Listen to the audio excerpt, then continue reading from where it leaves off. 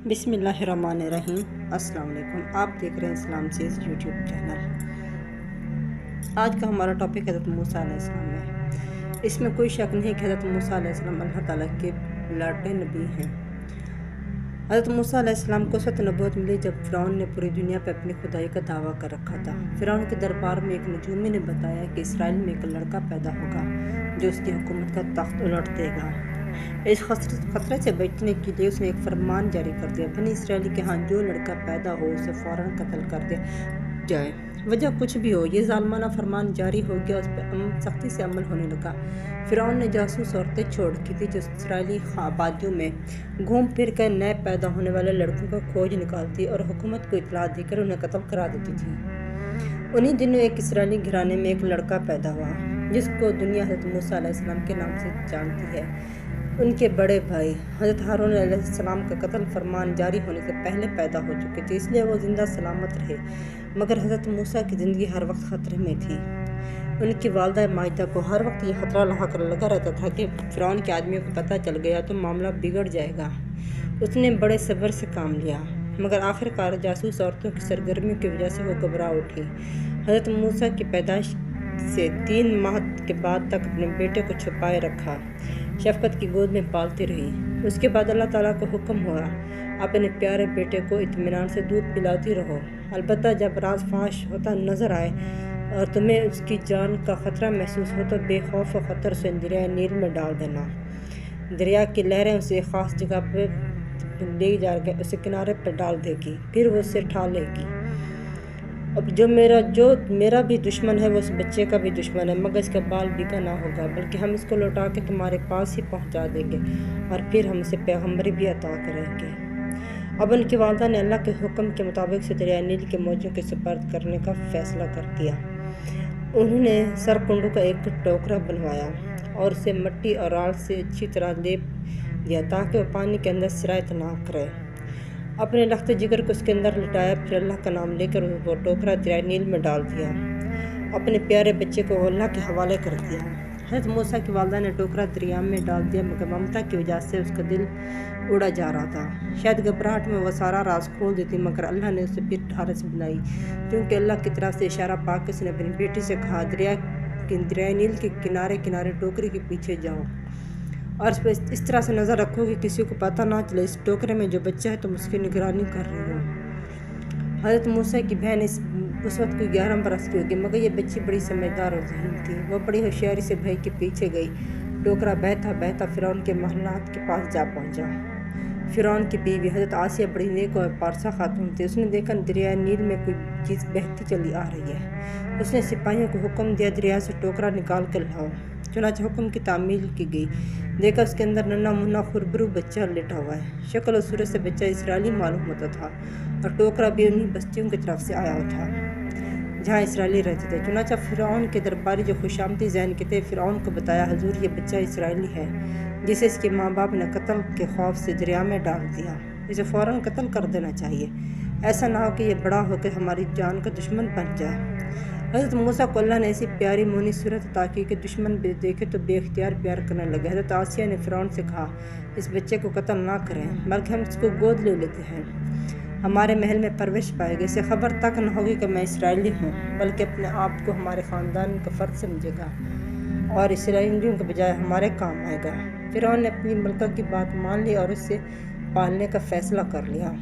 اسی طرح اللہ تعالیٰ نے اپنی خاص رحمت حضرت موسیٰ کو قتل ہونے سے بچا لیا اور اپنے اس وعدے کو پورا کیا جو اس نے حضرت موسیٰ کی والدہ سے کیا تھا۔ جو شخص جو اللہ کا دشمن تھا اس نے حضرت موسیٰ کی پرورش اپنے ذمہ لے لی۔ فرعون نے خدائی کا دعویٰ کر رکھا تھا، اپنی خدائی اور حکومت کو بچانے کے لیے اس نے بنی اسرائیل کے لڑکوں کو قتل کر دینے کی مہم شروع کی تھی، مگر اس کی بے خبری کا یہ حال تھا کہ اپنے ہی محل میں اپنی گود میں بچے کو پرورش کے لیے رضامند ہو گیا جو بڑا ہو کر فرعون کا خاتمہ کرنے والا تھا۔ اس زمانے میں جس طرح تمام عرب میں بڑے گھرانوں کے لوگ اپنے بچوں کو بچپن کی عمر میں دائیوں کو سپرد کر دیتے تھے، جب حضرت موسیٰ کی پرورش کا سوال پیدا ہوا تو حضرت موسیٰ کی بیوی حضرت آسیہ نے حکم دیا، شاہی محل کی تمام اناؤں کو بلایا جائے اور باری باری کوشش کی جائے، مگر حضرت موسیٰ نے کسی کا دودھ نہ پیا۔ حضرت موسیٰ کی بہن کسی طریقے سے محل میں آ گئی۔ اس نے جب یہ ماجرا دیکھا تو فرعون کی بیوی سے عرض کیا، میں کیسے گرانے کا پتہ بتا سکتی ہوں جہاں اس بچے کی پرورش بڑے اچھے طریقے سے ہو سکتی ہے، وہاں سے بڑی آسانی سے دودھ پلایا جا سکتا ہے۔ تو فرعون کی بیوی نے حکم دیا کہ موسیٰ کی والدہ کو بلوایا جائے۔ انہوں نے بڑی محبت کے ساتھ موسیٰ کو گود لیا اور دودھ پلایا۔ حضرت موسیٰ نے ان کی گود میں آ کے چپ ہو گئے اور انہوں نے خوب پیٹ بھر کے دودھ پیا۔ چنانچہ ان کی پرورش کا کام انہی کی والدہ کو سونپ دیا۔ اسی طرح اللہ تعالیٰ نے موسیٰ کو انہی کی والدہ کی گود میں لٹا دیا تاکہ ان کی آنکھیں ٹھنڈی رہے۔ فرعون جس لڑکی کو پیدا ہوتے ہی موت کی گھاٹ اتار دینا چاہتا تھا، اس کی بیوی نے بڑے شوق سے اپنے آغوش محبت میں لے لیا اور شہزادوں کی طرح پرورش پانے لگا۔ یہ انتظام حضرت موسیٰ کے لیے بڑا فائدہ مند ثابت ہوا۔ اپنے والدین، بھائی بہنوں اور اسرائیلی بچوں کے ساتھ میل جول سے باپ دادا کے مذہب یعنی دین ابراہیمی سے واقف ہو گئے۔ توحید سے محبت اور شرک سے نفرت ان کی رگ رگ میں پیوست ہو گئی۔ وہ اعلیٰ اخلاق سے آراستہ ہو گئے۔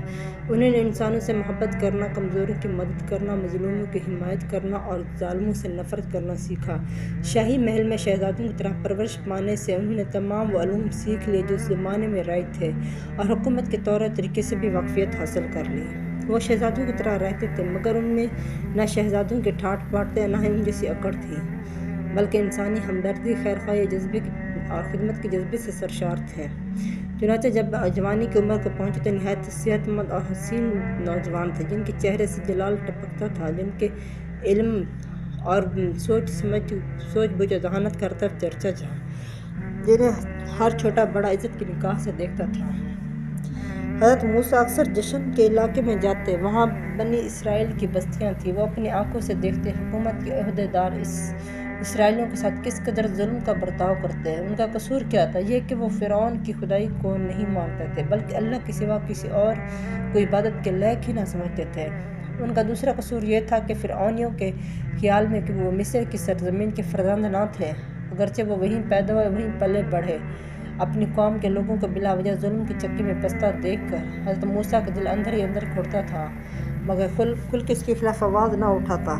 البتہ اسرائیلیوں پر محنت مشقت کے باوجود بوجھ ہلکا کرنے کے لیے وہ مختلف تدابیر اختیار کرتے رہتے تھے۔ انہوں نے حکومت کے عہدیداروں کو سمجھانے لگا کہ لگاتار کام کرتے رہنے کی وجہ سے یہ لوگ کمزور ہو جائیں گے، ان کی صحت خراب ہو جائے گی اور کارکردگی گھٹ جائے گی، جس سے حکومت کو نقصان ہوگا۔ انہیں ہفتے میں 1 روز کی چھٹی دی جائے تاکہ آرام کر کے وہ اپنی قوت کو بحال کر سکیں اور ان کی تندرستی قائم رہے۔ اپنی خوددار ذہانت سے کام لے کر انہوں نے ایسے بہت سے کام کیے جن کی وجہ سے ملک بھر میں ان کی نیک نامی پھیل گئی۔ فرعون کے سرداروں کے گمان میں بھی نہ آ سکا جس نوجوان کو اپنا دست بازو سمجھ رہے ہیں وہی ان کے دست بازو توڑ دے گا اور ان کی حکومت اور طاقت کا خاتمہ کرے گا۔ فرعون جو خدائی کا دعوے دار تھا وہ اس بات سے بالکل بے خبر تھا۔ حضرت موسیٰ علیہ السلام اکثر شہر میں گھومنے پھرنے جایا کرتے تھے۔ ایک دن وہ ایسے وقت میں گھومنے کے لیے نکلے جب سڑکیں ویران تھیں، ہر طرف سناٹا تھا۔ ایک جگہ کیا دیکھتا ہے کہ 2 آدمی لڑ رہے ہیں، ان میں سے ایک اسرائیلی تھا اور دوسرا قبطی تھا، یعنی فرعون کی قوم کا آدمی تھا۔ اسرائیلی نے حضرت موسیٰ علیہ السلام کو مدد کے لیے پکارا۔ حضرت موسیٰ نے آگے بڑھ گئے، قبطی کو ایک گھونسا مارا۔ گھونسا لگتے ہی قبطی زمین پر گر پڑا اور دیکھتے ہی دیکھتے تڑپ کے دم توڑ گیا۔ حضرت موسیٰ نے تو گھونسا لڑائی کے ختم کرنے کے لیے مارا تھا، اس کے توام میں گمان بھی نہ تھا کہ گھونسے سے اس کا کام تمام ہو جائے گا، اس لیے وہ پشیمان ہوئے۔ اللہ کے حضور گڑ گڑا کے التجا کی، پروردگار میں نے اپنی جان پر ظلم کیا، میری خطا معاف کر دے اور میرے گناہ پر پردہ ڈال دے۔ اللہ تعالیٰ نے اس کی فریاد سن لی اور اس کی خطا معاف کر دی، وہ غفور اور رحیم ہے۔ اب حضرت موسیٰ علیہ السلام نے عہد کیا، پروردگار یہ احسان جو تو نے مجھ پہ فرمایا اس کے لیے میں بہت شکر گزار ہوں، میں کبھی بھی مجرموں کا ساتھ نہیں دوں گا۔ اسی دن سے انہوں نے اپنے دل میں فرعون اور کی حکومت سے قطع تعلق کرنے کا عہد کر لیا، اور فرعون کی حکومت ایک ظالم حکومت تھی۔ اس نے اہل ملک کو 2 گروہوں میں بانٹ رکھا تھا۔ قبطیوں کے لیے ہر طرح کے آرام و آسائش کے اسباب مہیا تھے، حکومت میں بھی ان کا عمل دخل تھا، مگر اسرائیلی زندگی کی بنیادی ضرورتوں سے بھی محروم تھے۔ انہیں اپنے مذہب پہ چلنے کی آزادی نہ تھی بلکہ غلامی کی زندگی گزارنے پہ مجبور تھے۔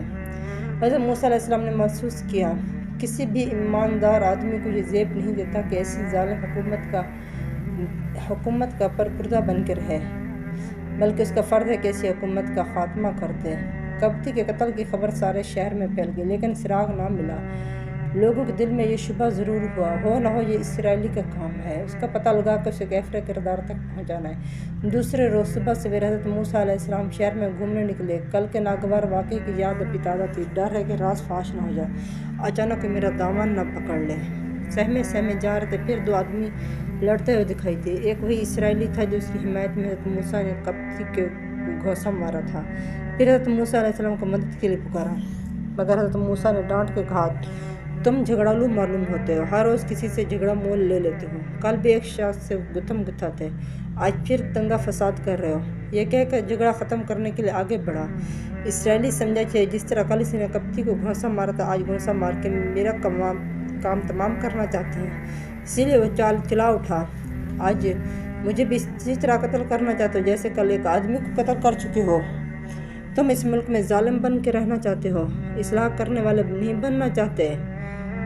مثل مشہور ہے کہ نکلی ہونٹوں سے چڑھی کوٹ ہو۔ اسی اسرائیل کی زبان سے ان الفاظ کا نکلنا حکومت کو خبر پہنچ گئی، قبطی کے قاتل حضرت موسیٰ علیہ السلام ہے۔ بس پھر کیا تھا، ان کو گرفتار کر کے ان پر قتل کا مقدمہ چلانے کا فیصلہ کیا گیا، مگر اس سے پہلے کوئی افسر حضرت موسیٰ علیہ السلام کو گرفتار کرنے کے لیے پہنچے۔ حضرت موسیٰ علیہ السلام کی ایک خیرخواہ نے انہیں اطلاع دی، تمہاری گرفتاری اور قتل کے مشورے ہو رہے ہیں، جان کی خیر چاہتے تو فوراً یہاں سے نکل جاؤ، میں تمہارا سچا خیرخواہ ہوں، میرے مشورے پر عمل کرو ورنہ پچھتاؤ گے۔ یہ سنتے ہی حضرت موسیٰ علیہ السلام دارالحکومت سے باہر نکلے تاکہ جلدی ممکن ہو فرعون کی سلطنت کی سرحد کو پار کر دیں۔ اللہ تعالیٰ نے جس مقصد کے لیے حضرت موسیٰ علیہ السلام کو فرعون میں محل میں رہنے کا انتظام کیا تھا، وہ مقصد پورا ہو چکا تھا۔ وہ حکومت کے کاروبار اور حکمرانوں کے طور طریقوں سے واقف تھے، انہوں نے شہزادوں کی طرح پرورش پائی، اسی لیے فرعون اور اس کے سرداروں سے بے جھجک گفتگو کر سکتے تھے۔ ان کے دل میں فرعون اور فرعونیوں کا ذرا بھر بھی رعب اور خوف نہ تھا۔ اب ان کی تربیت کا دوسرا مرحلہ آ گیا تھا، جس کے لیے فرعون کا محل موزوں نہ تھا۔ اسی لیے قدرت کی طرف سے ایسے حالات پیدا ہو گئے کہ حضرت موسیٰ علیہ السلام کو مصر سے نکلنا پڑا۔